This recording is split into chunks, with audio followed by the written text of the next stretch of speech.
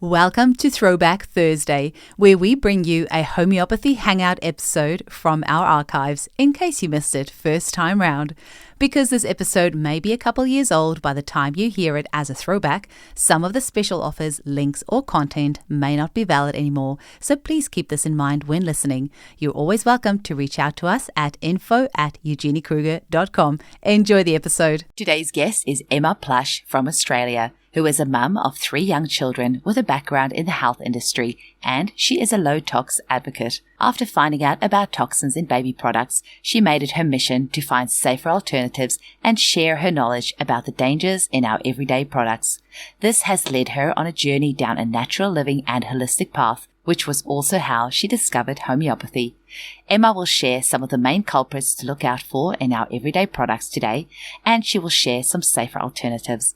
You can follow Emma for some more helpful advice on Instagram at livelowtox. Enjoy the episode. Welcome to the Homeopathy Hangout, where we discuss all things homeopathy from around the world. And now my mum and your host, Eugenie Kruger.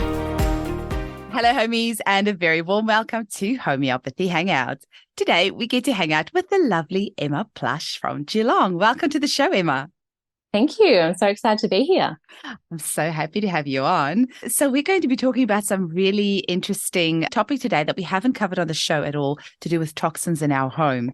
But I wonder if you can maybe tell our listeners a little bit about how you first discovered homeopathy and maybe your journey into the light side, the natural side. The holistic side of things. Yes, holistic. Yes.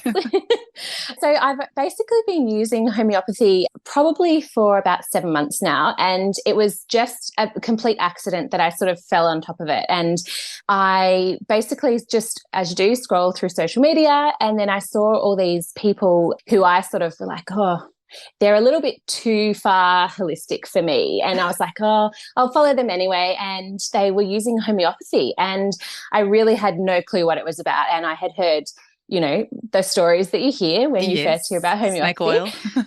Yeah. And my son at the time was dealing with quite a few sort of allergy issues, really bad sinus issues. And I was basically just wanting to give anything a go. And I thought, look, if I grab some, like a basic homeopathy kit or something like that, then I have some things that I can use if I need to. And I honestly didn't really give it that much thought. I just grabbed one and thought, radio, whatever, this will do, and thought it'll go up in my shelf and I won't use it again.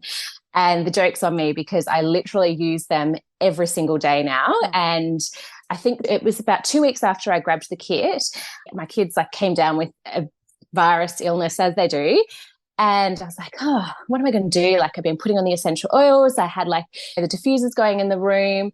And I was like, what else can I do to support them? And anyway, I got out my little booklet and I was reading all about it and just grabbed the remedies that I had in my kit. And I was actually quite amazed at how well they helped support my kids. So from that day forwards, I have just been adding to the pile, and I seriously use them every day. So yeah, I don't know what I did before them. I'm so glad to hear that. And it's really cool. I didn't know that you hadn't only used it for such a short period of time, because I've been following you on Instagram for a little while, and you often post videos of how you use the homeopathic remedies alongside all the other bits and pieces that you do. So I just assumed you were like an expert, because you're using it. You're using it very expertly in the way that you're administering it. And I really like the water bottle remedies. I saw you do a little reel on that. I was like, yeah, it's so cool. I'm so glad the water bottle remedies are taking off, because it's a great way to get your dose. Well, I saw your reel and I was like, oh, that is such a good way, because I forget myself. If I'm trying to take something, I forget. I will give the kids theirs, but for me, I absolutely am atrocious at remembering. So the teeth mix, it goes into my water bottle every single day because, my teeth aren't wonderful. So I saw your post about it and I was like, yep, it's in my water bottle. It's in mine too. And I've told that story so many times, but for any listeners who might not have heard it, I have a tooth in my mouth that should have been pulled 7 years ago. I went to this holistic dentist in New Zealand. She's like, that tooth has got to come out. And I wasn't going to do a root canal, obviously, and I didn't want to implant. So I thought it'll just have to come out.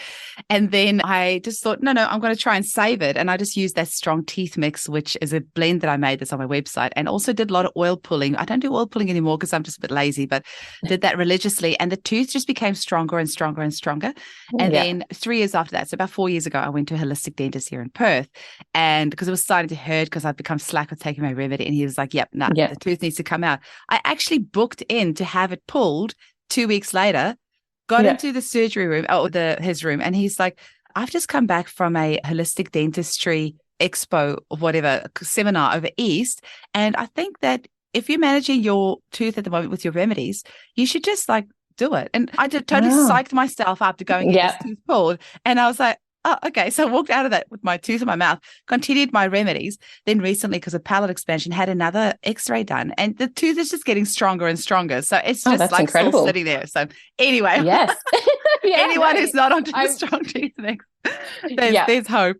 Emma, tell us a little bit about how you got onto just getting some of the toxins out of your home, because in homeopathy, we have what's called a maintaining cause. And that is when a client comes to see us and there is something in the home or something in their diet or maybe something mental, emotionally, like a really stressful job that they are not getting away from, or they don't stop doing that thing. And then we never quite get those results that we would like to, because this person's continually doing this thing. Yeah. And toxins in the home is a very strong maintaining cause, because if you're continually exposed to those toxins, you're just not going to get better.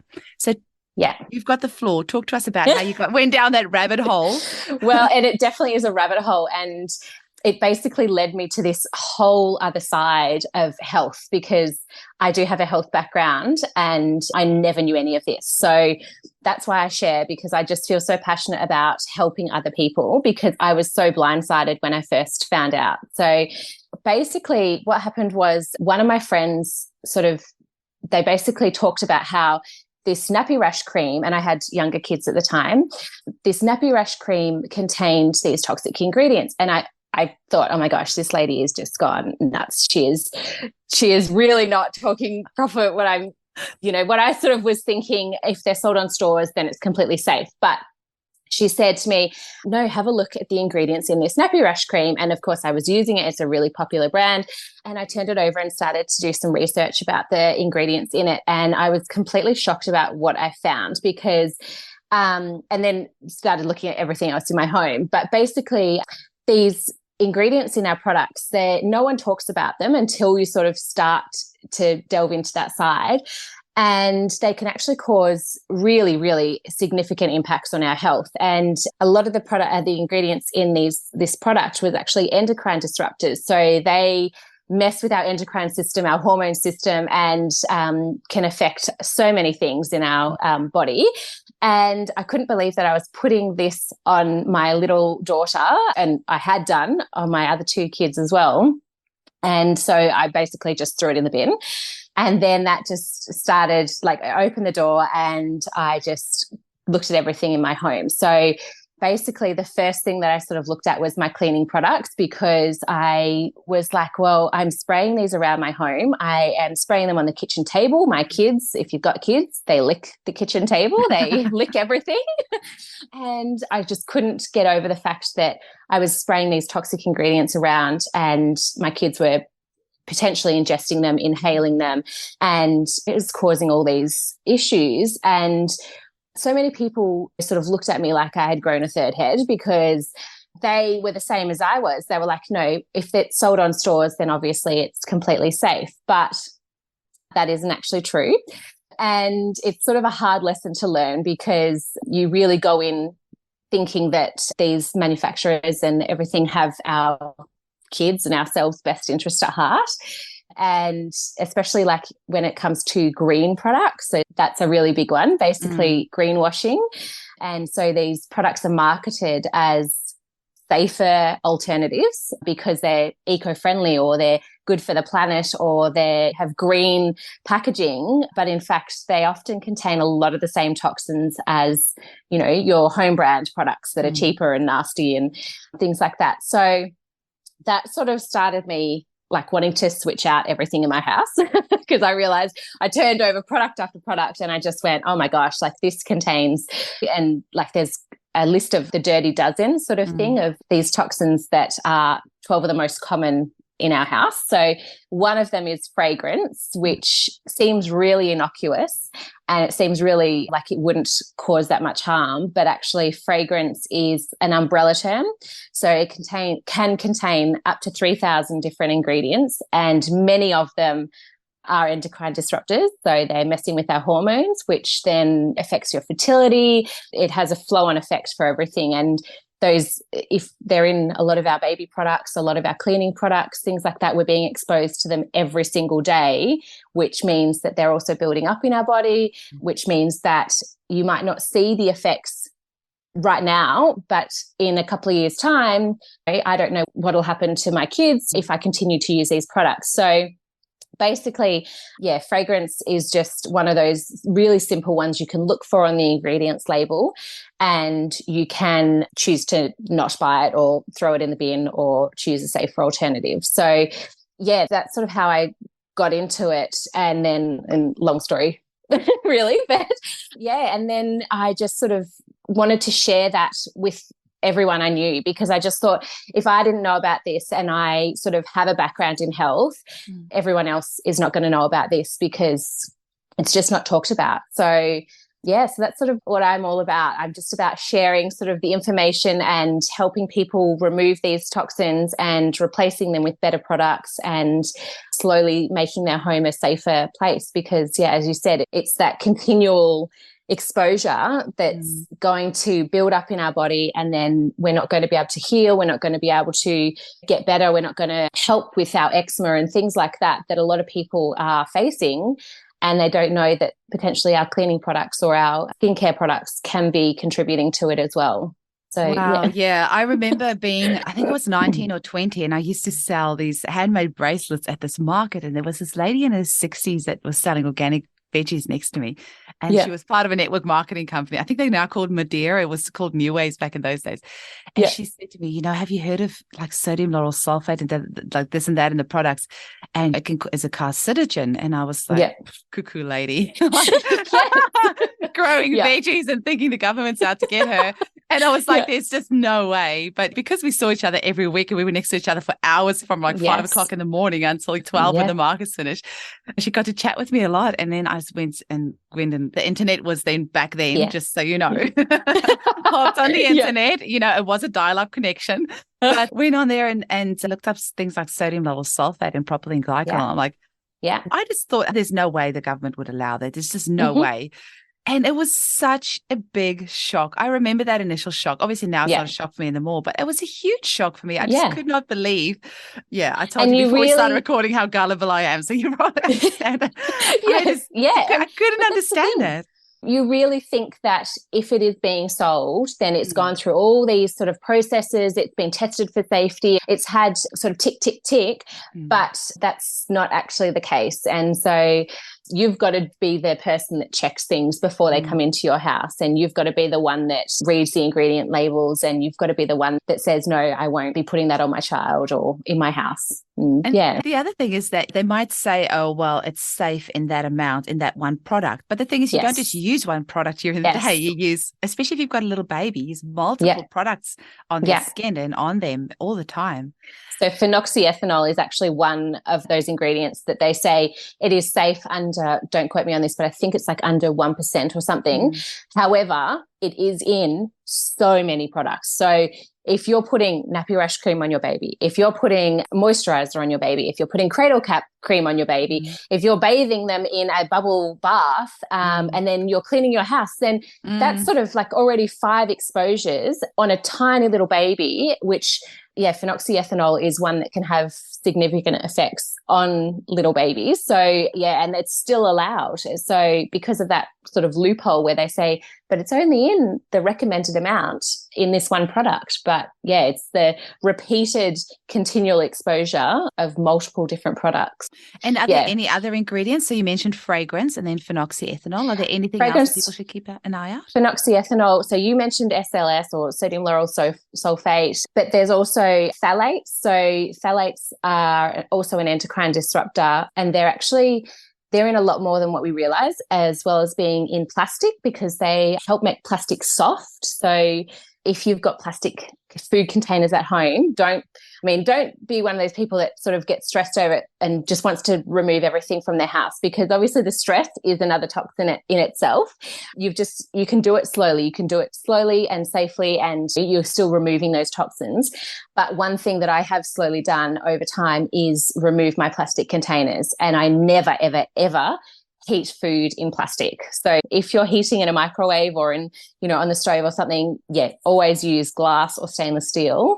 They are my top two sort of like go-tos for like storing food, and my kids have stainless steel lunch boxes to go to school with, just because these phthalates are in so many things, and if we can just sort of slowly remove them, then that's such a big impact on everyone's health. Yeah, and I'm really glad you said that message of don't go out there and stress about it, because that, there's so much we could stress about in our environment, in our lives, in our society, and that, like you say, in itself creates disease. So just kind of be aware of that and work towards making positive changes. I think that's a beautiful message that you're putting out. Yeah, because when I first found out, I was like, oh my gosh, really, my house is a toxic dump. Like, I need to get rid of everything. And that in itself wasn't really good. Like, I felt myself getting really anxious about things. So I just had to go, look, I can control the controllables. This month I'm going to swap my cleaning products. Next month, I'm going to swap my baby products. So I just did it slowly. I just did it within my budget. I just did it as I could do it. So often, especially with glass containers in the supermarket, I notice quite often like Woolworths or Coles have really big sales and they're half price. So that's when I sort of, might grab a couple and just stock them up and get rid of a couple of plastic containers. So it's just really slow going, and that sort of has a better impact on your health as well, because you're not stressing so much. So that's a beautiful message to give. Are there any other like really big ones that people should keep an eye out, or maybe a place that you recommend that people got, like a good resource that people can go, or are there any apps that you recommend that people know? Yes, so there's actually a really good app called Chemical Maze. It is, I think, maybe like $3 or $4 to purchase, but once you've purchased it, that's it. And it actually, you can type in ingredients into that, and it will just bring up sort of like a red, yellow, green type sort of system. And so obviously the red one is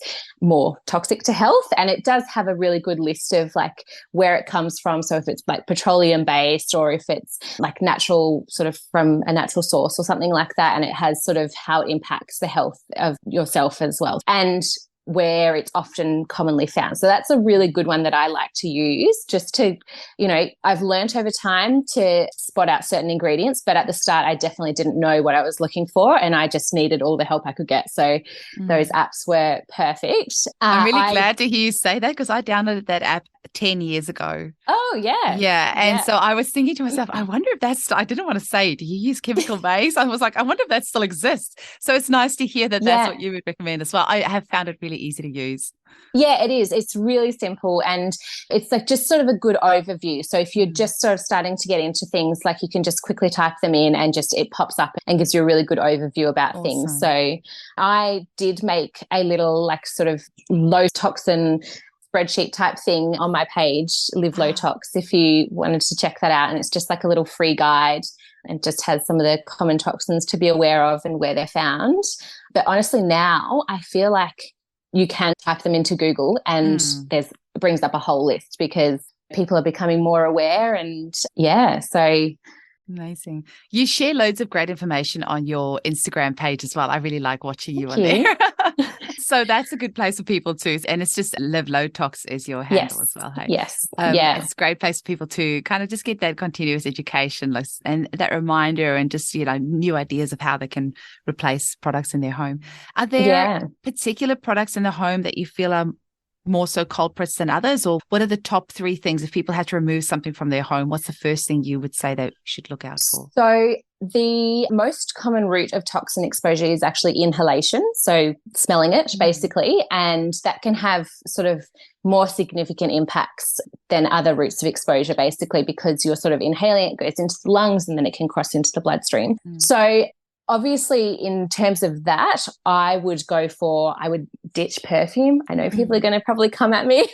No way. Essential oils are amazing for that. Yes, exactly. And so people think, if I've ditched perfume, what am I going to use? But no, I honestly don't even notice that it's gone anymore, because I have made so many beautiful perfumes out of essential oils, and you don't smell like an old grandma. You don't, like, it's not like, what you're thinking of, a lavender smell, and pure essential oils actually can smell really beautiful and make some really nice blends. So often I give out like little perfume rollers to like my friends and family, and just trying to get them to ditch their perfume, because my sister still hasn't. She is, beautiful. She's holding up my little one. And you can get these beautiful roller bottles with little crystals in them as well, and a little bit of essential oil. And it's so you can good, get so many. And I think they're becoming more popular. So you can find essential oil rollers around, although I will just say one little caveat.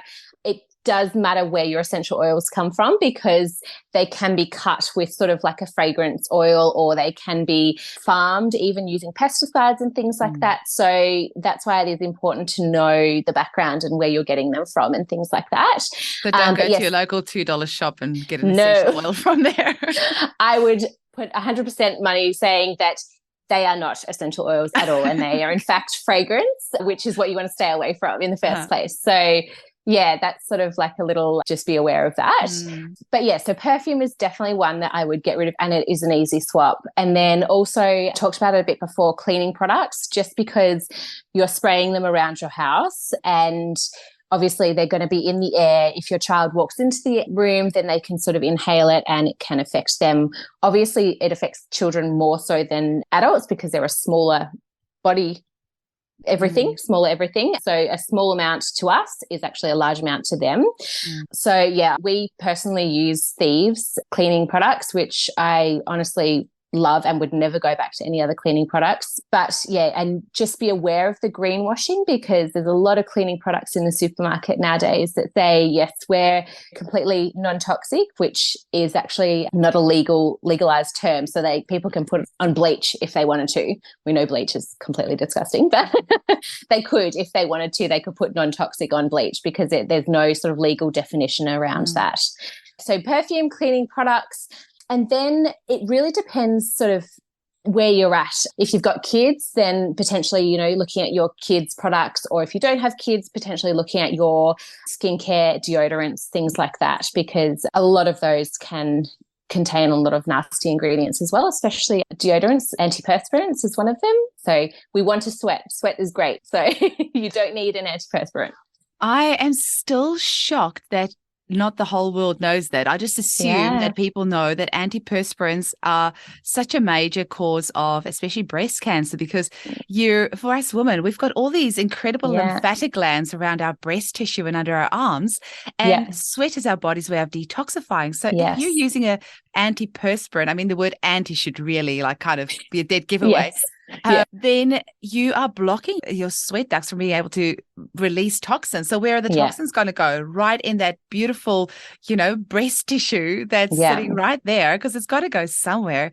So please, please, please, if you're still using antiperspirants, and especially for your partners as well, like for the men, please just don't do it. It's horrible. My husband didn't really have a choice. I sort of just bought him low tox deodorant and threw out the other stuff, and he was like, oh, where's this gone? And now he happily uses it. So he is one of those husbands that was very skeptical of going low tox and what are the benefits really? And he has made a very big 360 or 180. 180, And he now uses a lot of low tox products. And so it's sort of, sometimes they just need that push. And I think I was a bit more forceful than other wives might be, but as far as own good. Exactly. And that's what I said. I said, it is for your own good. And I don't want, because you think when you're spraying it, all that stuff goes into the air, and, kids are often around you when you're spraying. And so, I just said, no, we'll just get rid of all of those type of things. So, And please, if your Auntie Mary is coming for a visit to cuddle your newborn baby, just please ask her to lay off on the perfume, because those teeny tiny little humans, like you said, they're so much smaller. So for them to get rid of those toxins is so much harder.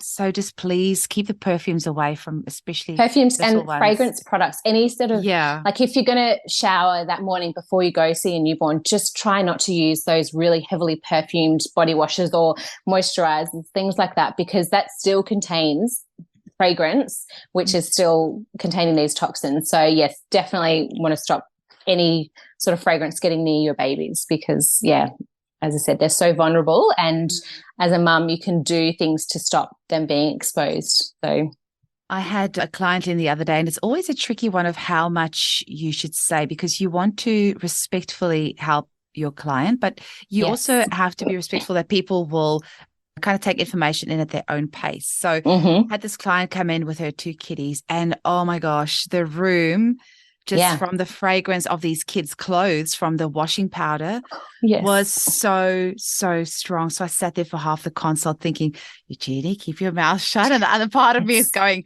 you have to help this woman, because she just probably doesn't know about that. Yeah. And I just said to her, I'm sorry, I know it's a personal thing. I don't want to intrude, but the washing powder that you're using on your kids' clothes is actually so incredibly strong. It's really bad for them inhaling this all day. And if you're washing, say, for example, your bed sheets in it, you're sleeping on that all night.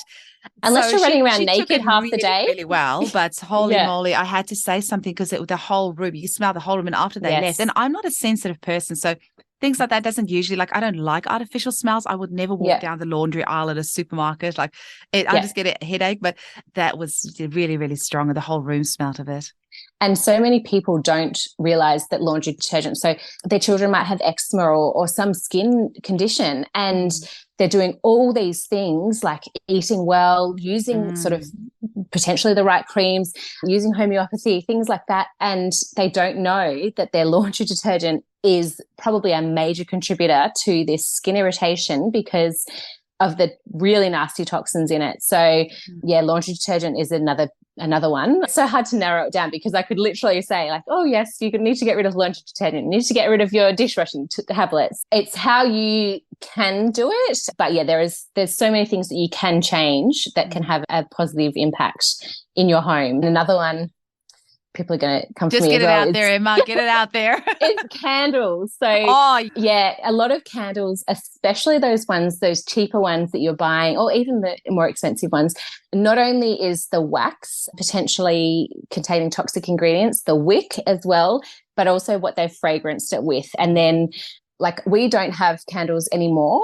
However, I know that there are some people that have gone low tox, and they're still happy to use a beeswax with a natural cotton wick and things like that, fragrance with essential oils. So it's totally up to you what you do, but definitely those sort of candles with those really strong scents, I would be hesitant to bring them into my house.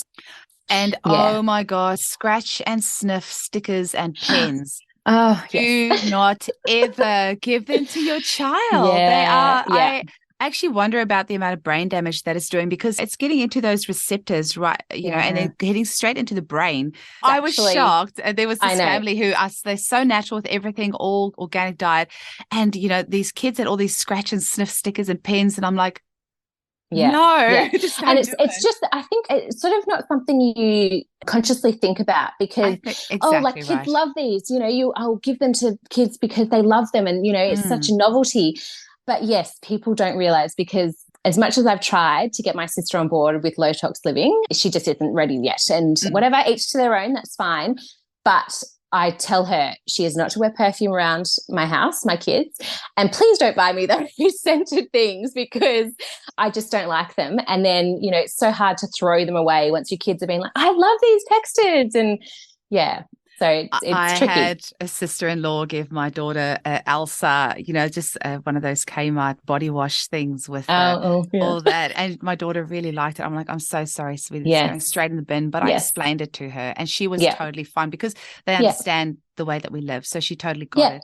But I just went through the ingredients with her and I said what they all do. And it's a tricky one. I am about balance in life, but there's, like, for example, you know, if the kiddies are at a party and there's, say, for example, fizzy drink there or even Coke or something, I would never give my kids that normally. But if it's there, I'm like, okay, you know, you can have a small little bit, because you've got to have that balance in life. You don't want to be that parent that just denies their kid everything. And that's why I just realized I probably sound a little bit judgy when I said before about their family that buy the sniffies. But, you know, that's the thing. Maybe that's their one little thing that they really like to do. So it's not about, it's about it's what balance. Works for you. Exactly. And it's about balance at the end of the day. And if that's your one little treat or your one little thing or your non-negotiable for your family, that's great. Then obviously just be aware of it, and then also maybe just compensate for it in a different way by maybe spending the rest of that day after playing with the sniffies, spending the rest of the day in nature, grounding yourself.